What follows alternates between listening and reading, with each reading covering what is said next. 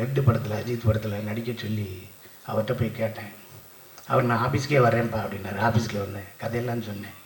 எப்படிப்பா நான் பண்ணிடுவேனா வச்சுருவேனா அப்படின்னாரு.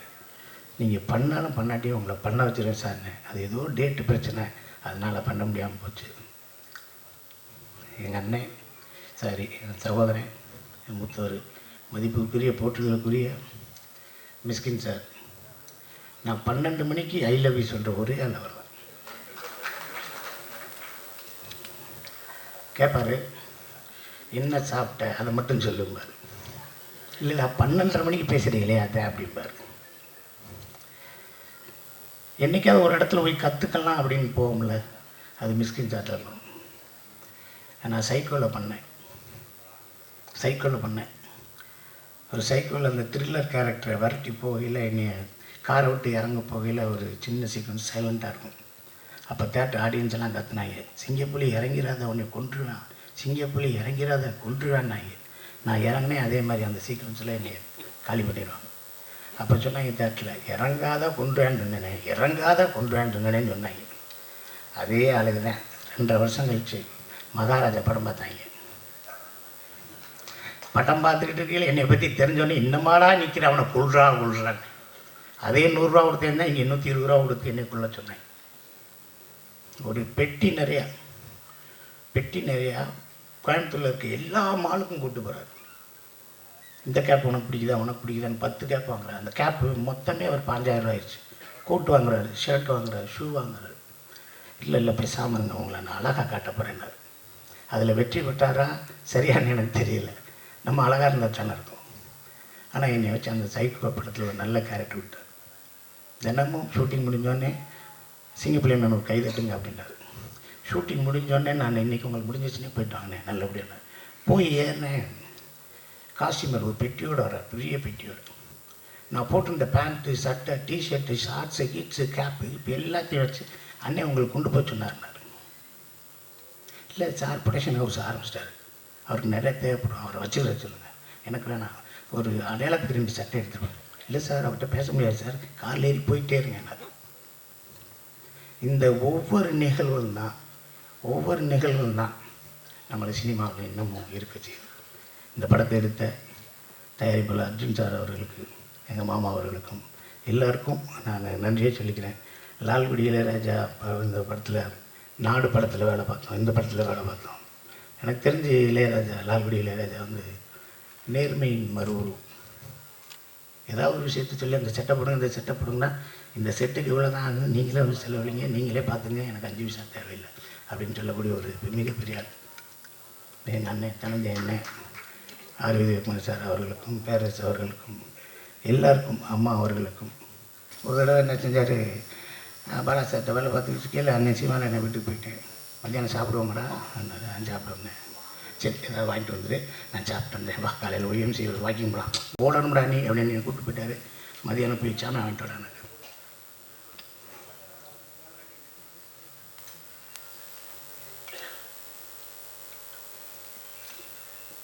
நான் போய் கடைக்கு போய் 1 கிலோ அரிசி, ஒரு 2 10 ரூபா பாக்கெட்டு, தயிர் பாக்கெட்டு, ஒரு 4 முட்டை, ஒரு 1/4 கிலோ வெங்காயம், ஒரு 200 சிக்கன் வாங்கிட்டு வந்து அண்ணே வாங்கிட்டு வந்து அன்றைக்கி சமைக்கலாம்னே. என்னடா தம்பி நீ இப்படி லூஸ் பேலாக இருக்க, இப்போ 11 மணிக்கு வந்துடுவாங்கடா தம்பியெல்லாம், போடா முதல் நான் சொல்கிறத எழுதுறான்னு. ஒரு 60 முட்டை,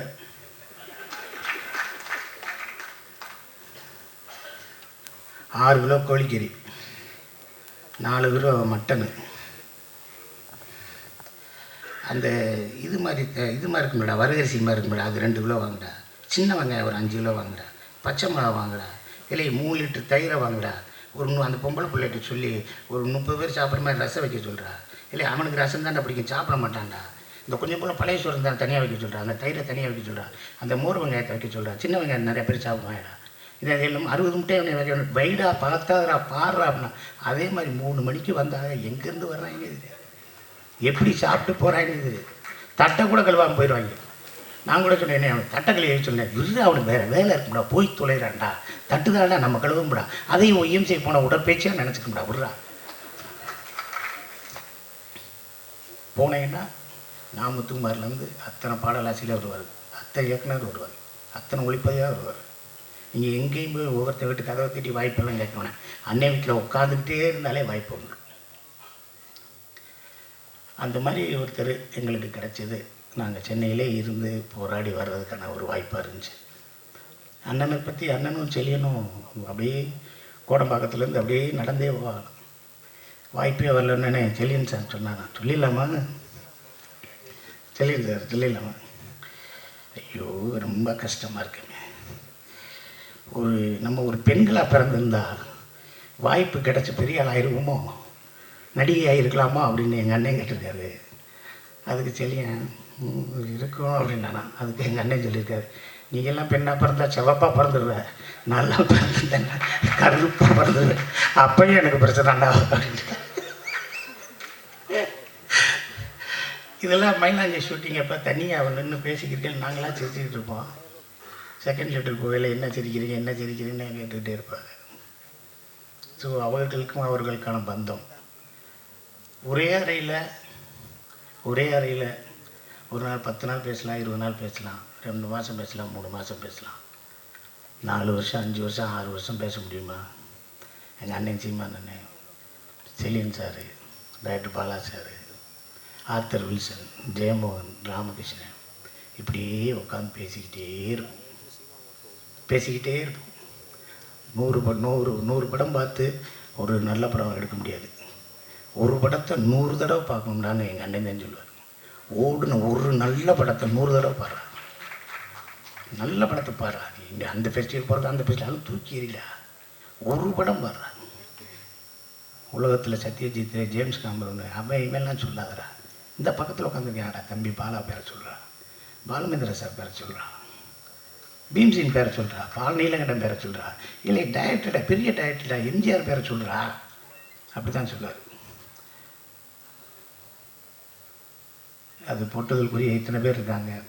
கங்கையம்மன் சார் என் படத்தில்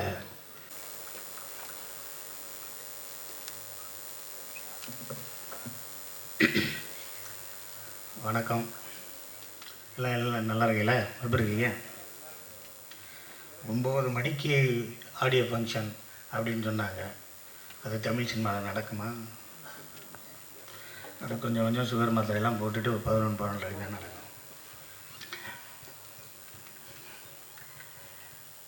இந்த மயிலாஞ்சி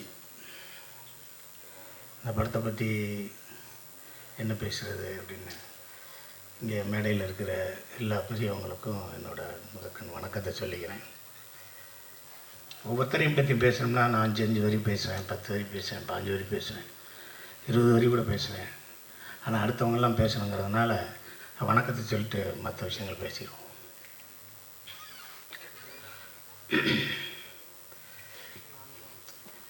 இது இந்த படத்தின் தயாரிப்பாளர் டாக்டர் அர்ஜுன் அவர்கள் என்னோடய மாமா. பிரசாத்தில் ஆரம்பித்தது இப்போ தேட்டர், கமலா தேட்டர் வரைக்கும் வந்துருச்சு. வாழ்த்துக்கள் மாமா.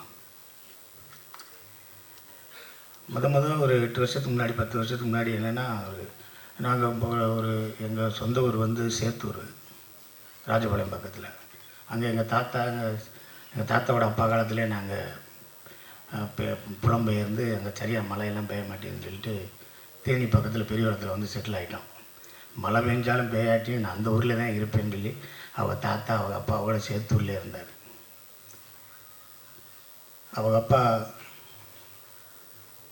தமிழ்நாடு டிரான்ஸ்போர்ட் கார்பரேஷனில் ஒரு டிரைவர், எங்கள் அப்பா தமிழ்நாடு டிரான்ஸ்போர்ட் கார்பரேஷனில் ஒரு கண்டக்டர், எங்கள் தாத்தா அதே டிரான்ஸ்போர்ட் கார்பரேஷனில் டிரைவரு, எங்கள் சித்தப்பா எலக்ட்ரீஷியனு, எங்கள் இன்னொரு சித்தப்பா அவர் வந்து ஃபோர்மேன். நாங்கள் ஒரு 4 பஸ் வச்சுருந்தோம். அதை வந்து டிவிஎஸ் கொடுத்தோம்.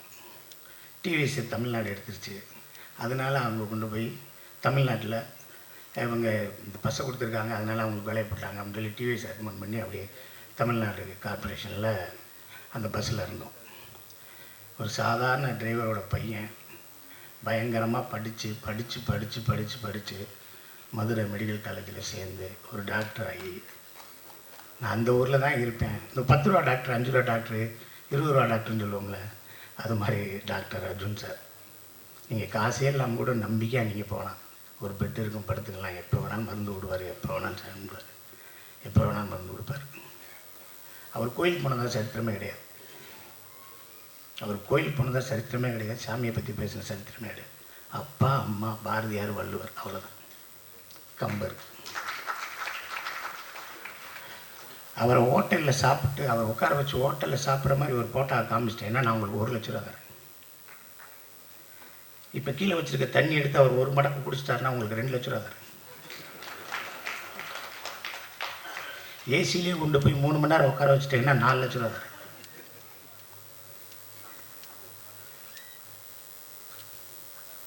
எதுவுமே சரி, ஒரு சாதாரண மனிதனை மாதிரி ஒரு ஒரு ஒரு சாதாரண மனிதனே கிடையாது. இப்போ ஒரு காமெடி அவர் வார்த்தையெல்லாம் வருதில்லை, அவங்கெல்லாம் மனித இனத்துக்கு அப்பாற்பட்டவங்கன்னு சொல்லுவார்ல, அது மாதிரி அவரோட தனி மனித ஒழுக்கம் வந்து அவரை மிகப்பெரிய லெவலுக்கு கொண்டு போயிருக்கு. இப்போ கூட நேற்று சென்னையிலேருந்து வந்திருக்காரு, இது சேத்தூர்லேருந்து வந்திருக்காரு. எனக்கு தெரிஞ்சு நேற்றே தயிர்ச்சோறு புளிச்சோறு கட்டி வந்துருவார்னு நினைக்கிறேன். எங்கேயுமே சாப்பிட்ருக்க மாட்டார், இனிமேலும் சாப்பிட மாட்டார். நீங்கள் ஏதாவது ஒரு அன்பாக ஏதாவது கொடுத்துருங்க, காய் வாங்கி வச்சுட்டு பின்னாடி வச்சுக்கிறாரு, அதுக்கப்புறம் யார்ட்டையாக கொடுத்துருவார். 8 வருஷத்துக்கு முன்னாடி 10 வருஷத்துக்கு முன்னாடி என்னை பார்க்குறாரு. நான் என் குலதெய்வம் கோயிலுக்கு போகிறேன், என்கிட்ட வந்து மாமா எனக்கு ஒரு படம் பண்ணுங்க அப்படின்னா. பண்ணிடுவோம் மாமா. எவ்வளோ செலவாகும் அப்படின்னா. இவ்வளோ ஆகும் அப்படின்னா. சரி மாமா பண்ணிடலாம். அங்கேயில் எங்கள் மாமா என்கிட்ட ஒரு கதை சொல்லுவார். மாமா இந்த கதை வந்து அப்படி இருக்கு மாமா, இப்படி இருக்குன்னு 4 வருஷமாக பேசுகிறோம். இல்லை மாப்பிள்ள, அது வந்து கண்ணை பார்க்குது, காதை பார்க்குது, மூக்கை பார்க்குது, காலை பார்க்குறான், அப்படியே பின்னாடி தான் பார்க்குறேன், ஆனால் மூஞ்சியை பார்க்கல மாப்பிள்ள. மாமா ரொம்ப குழப்பறீங்க மாமானே.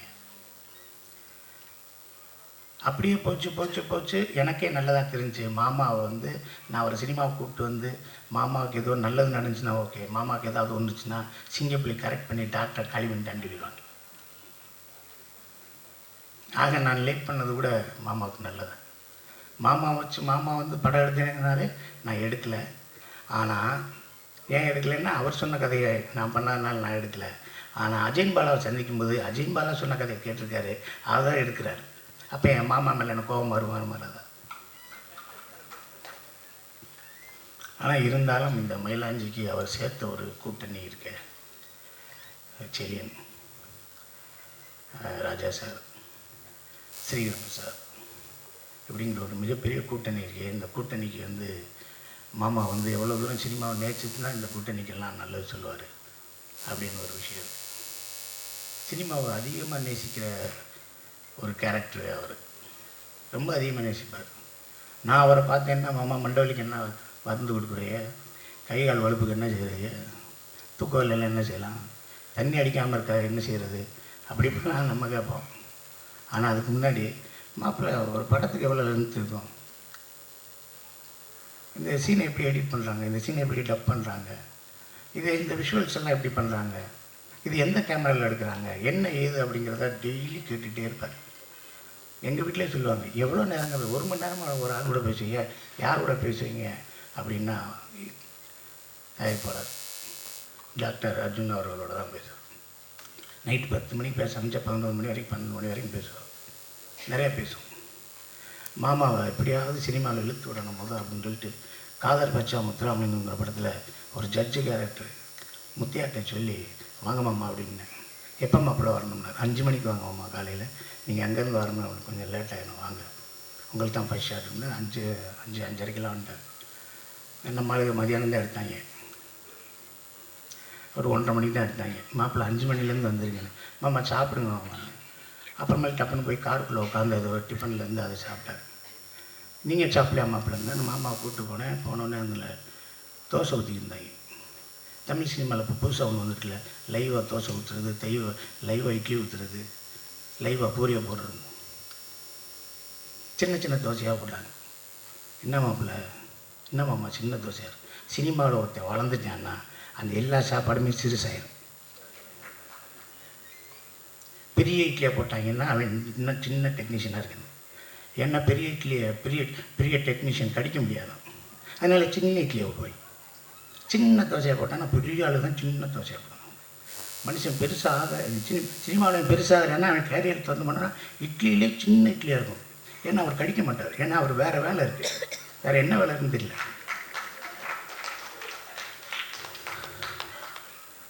போனவுடனே தோசை ஊற்றிருந்தாங்க.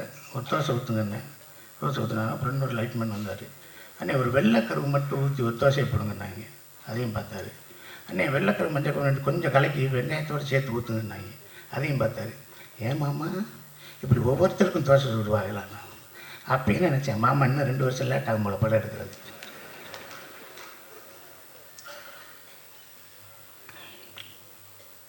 அப்புறம் எங்கள் மாமா வந்து 2 மணி நேரம் பேசுவார். மீட்டிங்லாம் பேசினாலும் 2 மணி நேரம் பேசுவார்.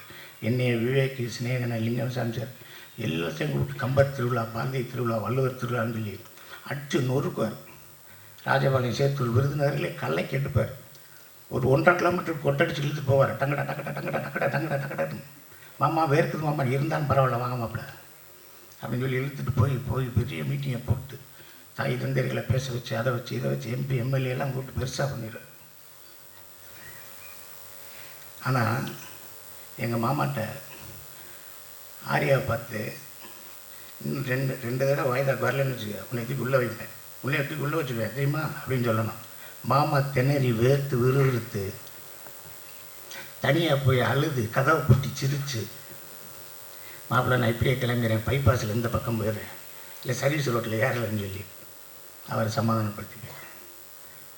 இந்த படம் அவருக்கு வந்து எங்கள் சில்லியன் சார் சொன்ன மாதிரி அர்ஜுனன் பேர் 10 அர்ஜுனன் பேர் 10ங்கிற மாதிரி.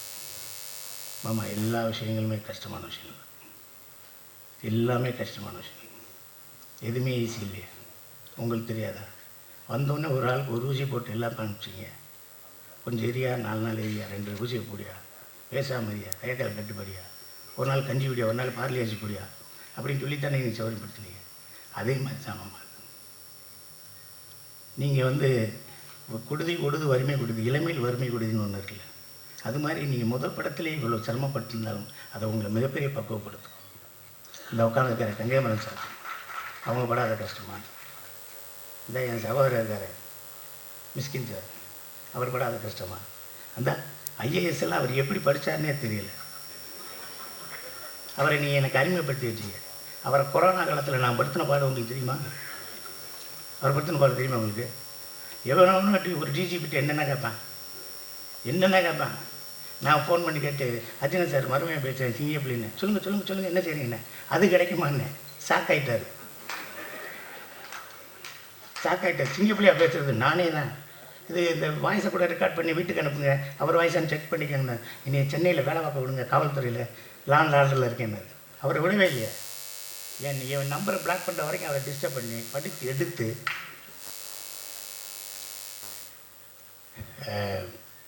அன்னைக்கு நடந்து போயிட்டுருக்கையில் அந்த 1 ரூபாயை தூக்கி இவர் 1 ரூபா கொடுத்தாராம், அவர் 1 ரூபாயை வச்சுக்கிட்டாராம். அந்த காசை வச்சுக்கிட்டு எப்படி இருந்தீங்க, இன்கம் டேக்ஸ் ரேட்டெல்லாம் வந்தால் என்ன ஆயிருக்கும்?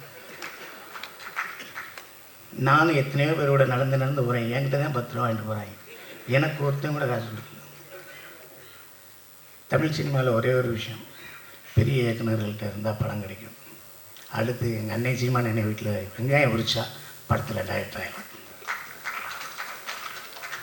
இங்கே ஒன்றுமே வேணாம்.